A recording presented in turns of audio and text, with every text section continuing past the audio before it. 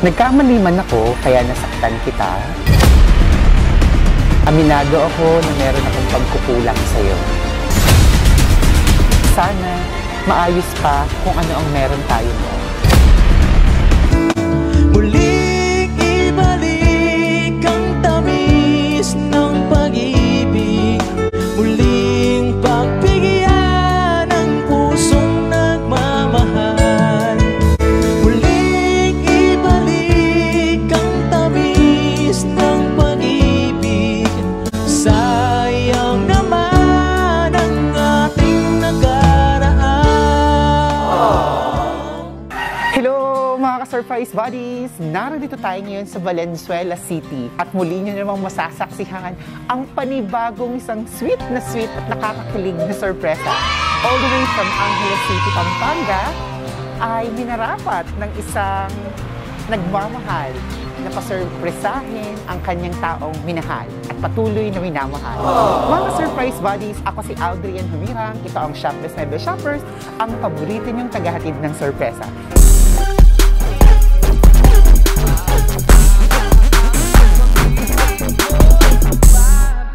Sir Sherwin Mandap, no? Tama po ba? Sir, kami po yung may papagawa ng aircon, so nandito na po dumating na. Sinabi ko sa'yo na kaya kong limutin ka. Bakit ngayon na Surprise! ikaw pa rin ang nais ko, lumagdama ng puso ko. Mahirap na dayain ang isip at damdamin. Ikaw pa rin ang hanap ko, magpapatawad pa ako ulit-ulit.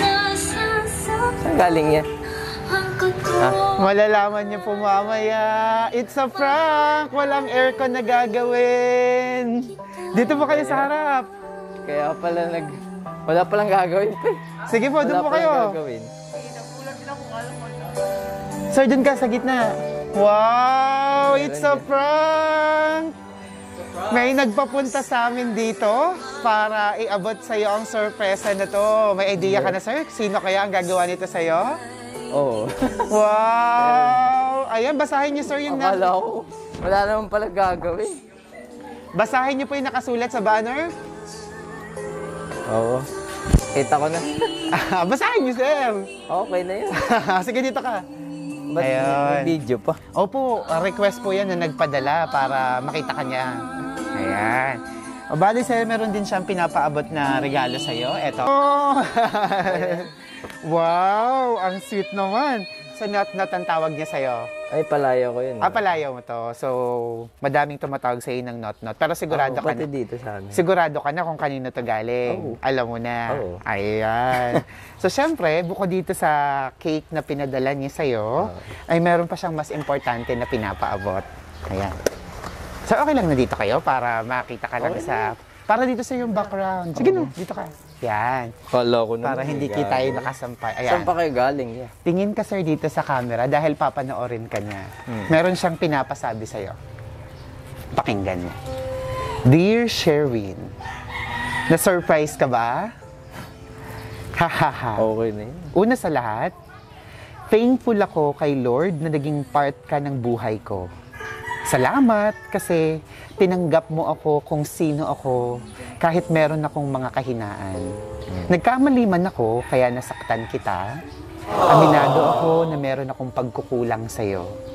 Gusto kong makabawi kahit simpleng sorpresa sa'yo sa lahat ng sakripisyo at effort na ginawa mo sa akin nung tayo pa. At gusto kong iparamdam sa'yo kung ano yung mga bagay na ipinararamdam mo sa akin, kung gaano ako kahalaga sa'yo. Sana hindi pa huli ang lahat sa atin at sana maayos pa kung ano ang meron tayo noon. Love, Yayi. Wow! Salamat. Napakaganda naman ng kanyang mensahe sa'yo. So, gusto niyang makabawi sa lahat ng mga effort mo rin sa kanya.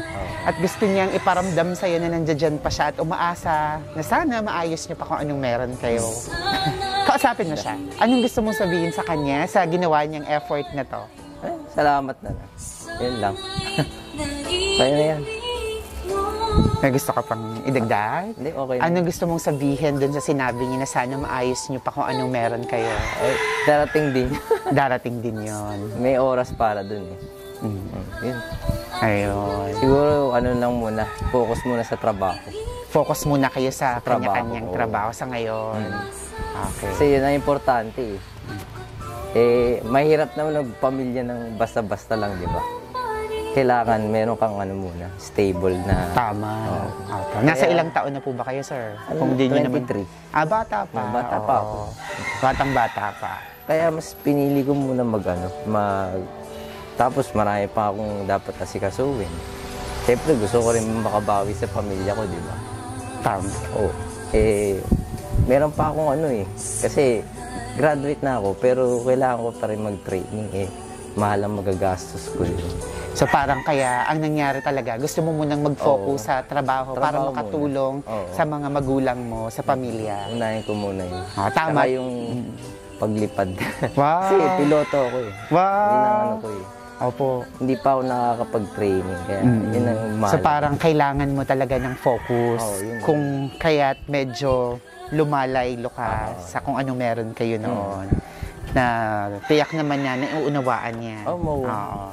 Nag-usap na kami nung nakaraan. Opo. Tsaka nagganito pa. Hindi na kailangan.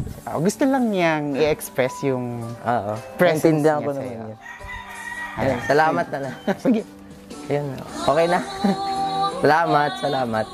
Ay, nagulat ka ba na walang aircon na dumating? Pati si Akala Papa ko- mo nagulat. Kaya na niya pa hinihintay. Akala niya. Sir, sorry po. Kasi may Na-prank po. pupuntahan pa siya eh. May pupuntahan Oo, siya. akala niya, Ay, ang buti na lang maaga kami at hindi mahaba ang paghahantay nyo. Alis talaga ako. Alis ko kayo? Ay, sorry po. May pupuntahan pa siya doon. Hinihintay lang niya. Kala niya may magpapa. Yung pala. Kilala ba ni Sir din yung padala? Ha? Kilala din. Oo, kilala. Kilala niya. Kilala niya. May gusto kayong payo sa kanya, sa anak niyo? Okay lang. Ha? Nasa kanya yun.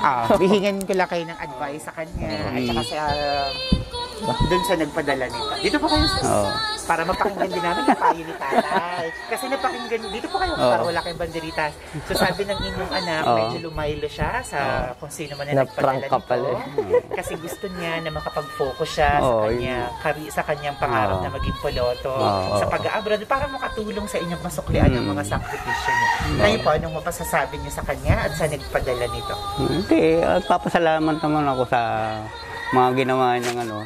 Pero nasa kanya naman yun eh. Wala sa desisyon ko yun. Ano pong Siyempre. maipapayo niya sa kanya?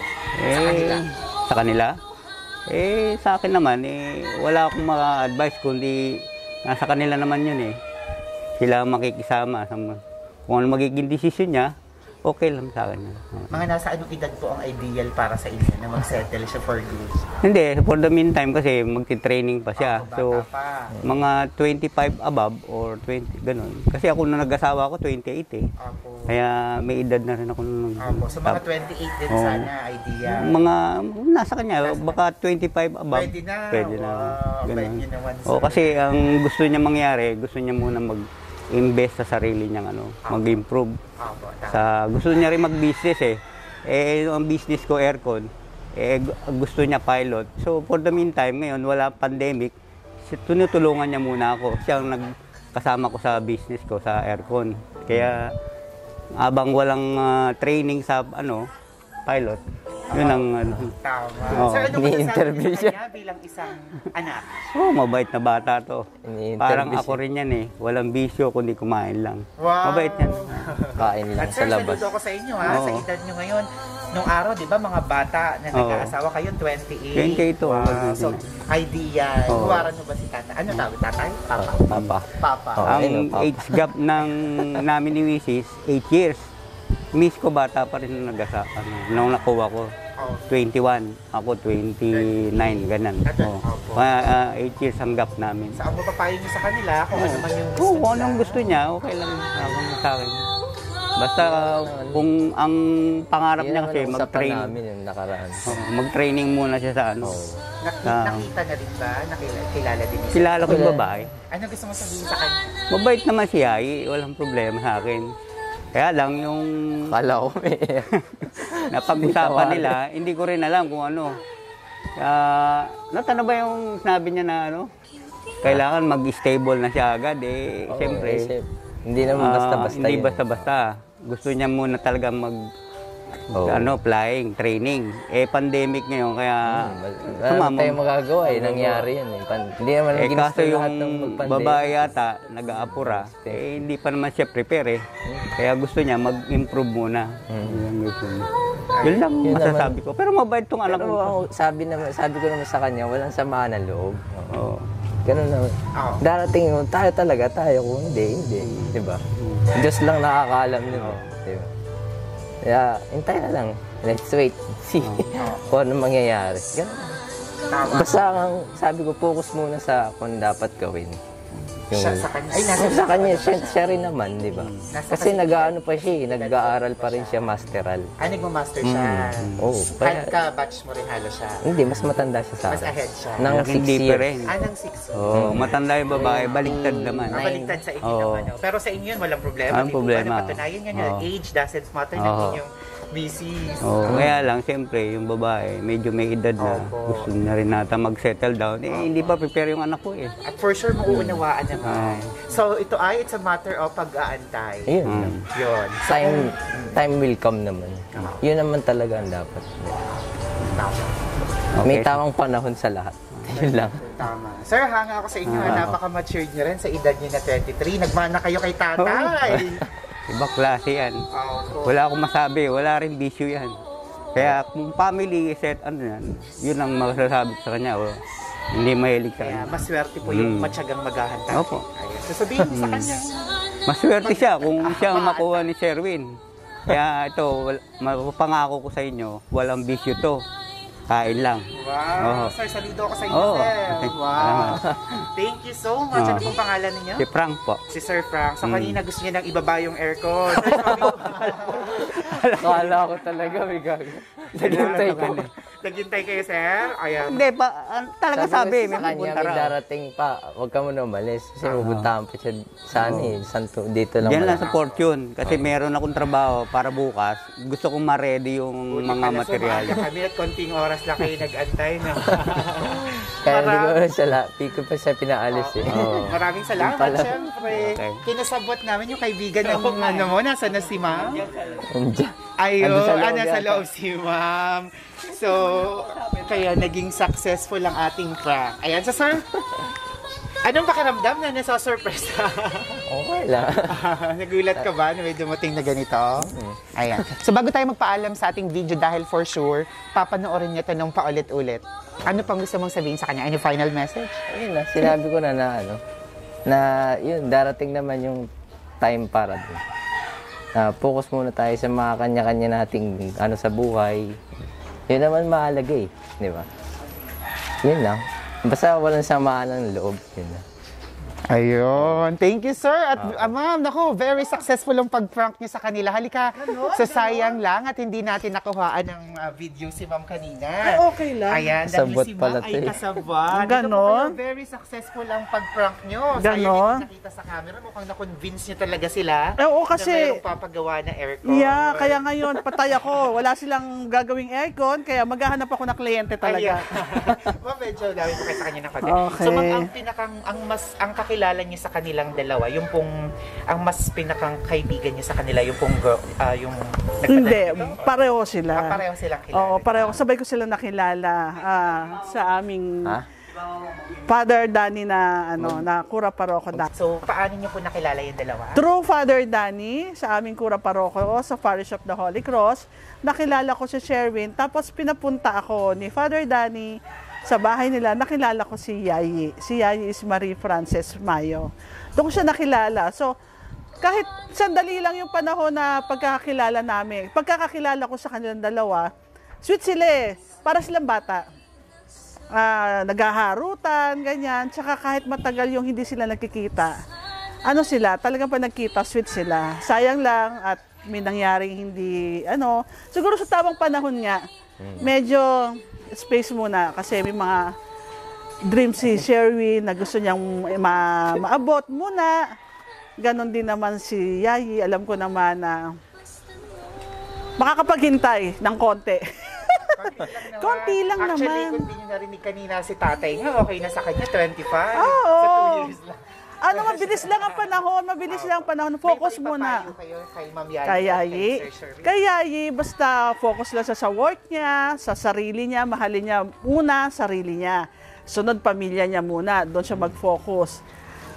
Si Sherwin, nandito lang yan eh. Nagtatrabaho, nagko-focus din sa buhay, sa pamilya. Darating yung oras, naniniwala naman ako na kung sila talaga, di ba? Kahit anong mangyari. Kaya, tsaka supportive naman ang pamilya nila pareho eh. Mahirap buwagin ba yung naging ano nila, pagkakaibigan, pamilya nila, ganyan. Kaya, pray lang, Yayi. Nandito lang kami. Si Tita naman. Maraming salamat. Thank you rin po. Ito pala ang bagay na tugtog dapat dito, maghihintay. Ayan. Ma'am, Walang dito po aircon kayo. Ma'am, dito po kayo. Ang dami aircon. Ma'am, magandang Cake pala. umaga sa inyo. Good morning. Ayan, ma'am. Dito po kayo. Ma'am, anong pangalan niyo po? Tita Ding. Si Tita Ding. Ding. Ding. D-I-N-G.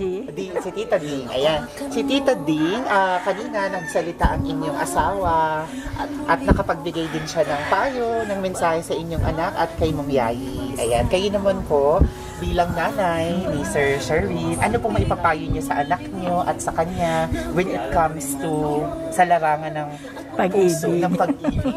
Ayan. Bilang expert na si Mama. Alam mo kasi, ako Iyak yung pa yan. mother na... Yakin yan. Hindi ako Iyak na nakikialam eh, pagdating sa ganon. Kung ako tatanungin, si Yayi okay, wala namang ginawang ano sa amin. Ang malungkot yan, yung both family, masyado na close. Sa'yo iyakin. Siyempre, hindi, kung ako lang, okay lang. Pero siyempre, silang dalawa eh. Hindi ko alam kung ano nangyari, kung anong hindi pinagkasunduan. Actually, sayang, mag-aapat na taon na sila itong November. Pero kasi advice ko lang kay Yayi, mag-focus ka muna kung ano yung dapat mong gawin. Si Sherwin, ganun din. Kasi akala ko okay na yung plano nila dati. Hindi ko alam kung ano nangyari. Yung basta ang gawin mo, let the wounds heal. Malay mo, someday magkatagpo ulit kayo pa rin.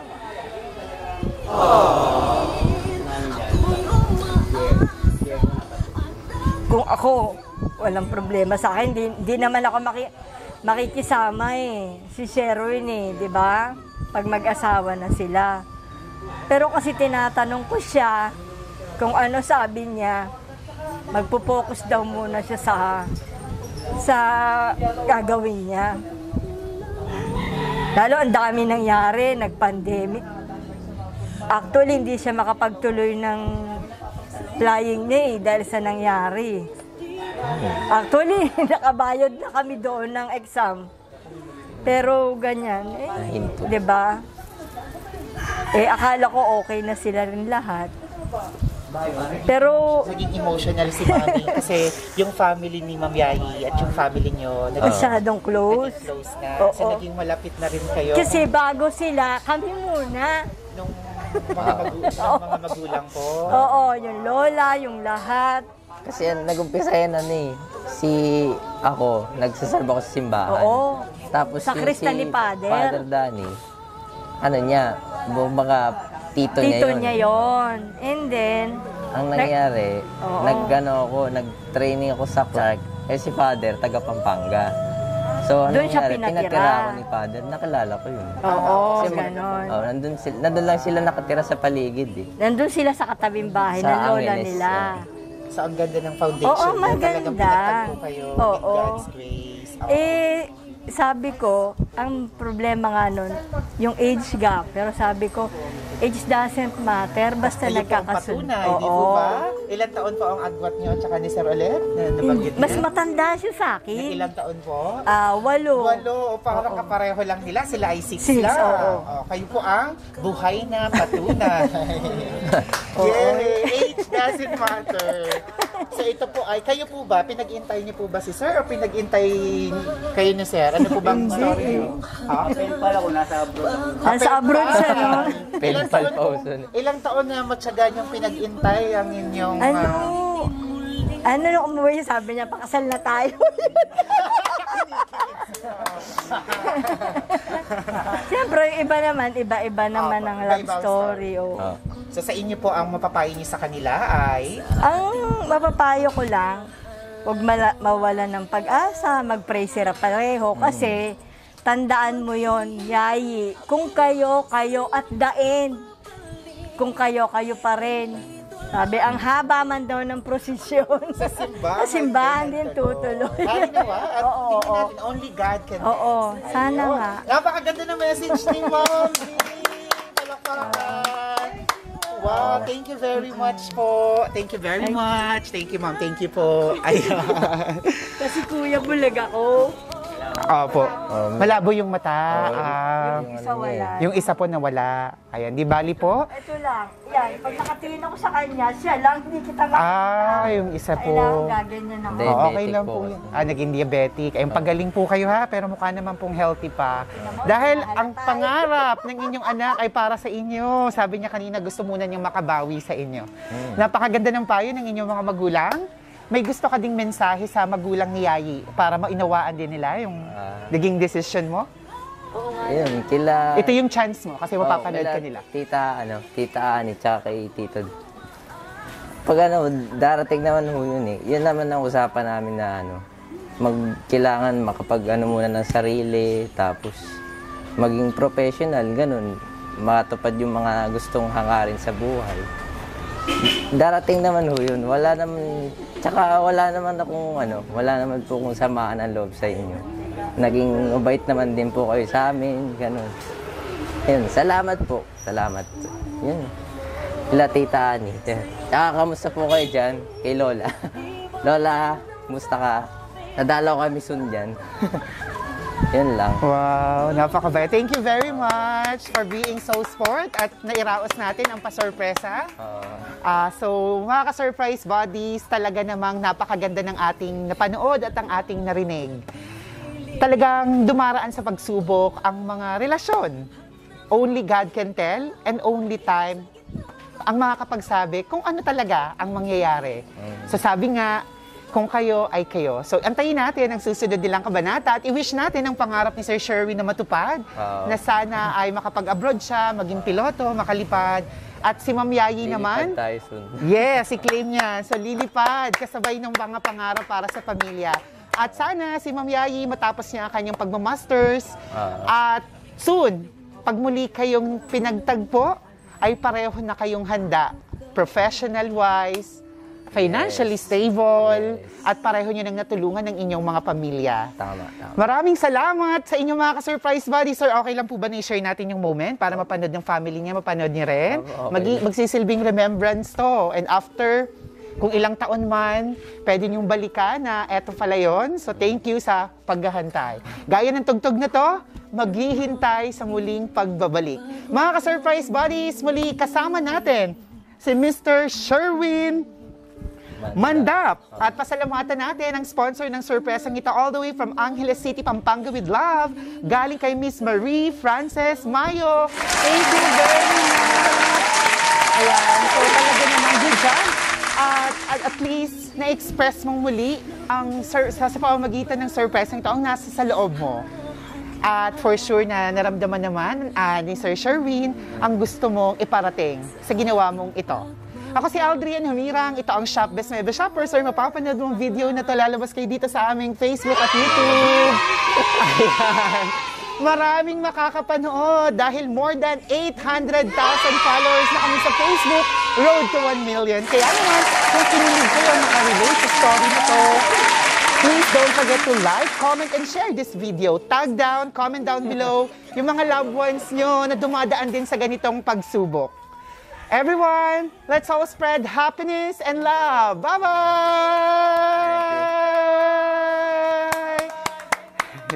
Can we go back to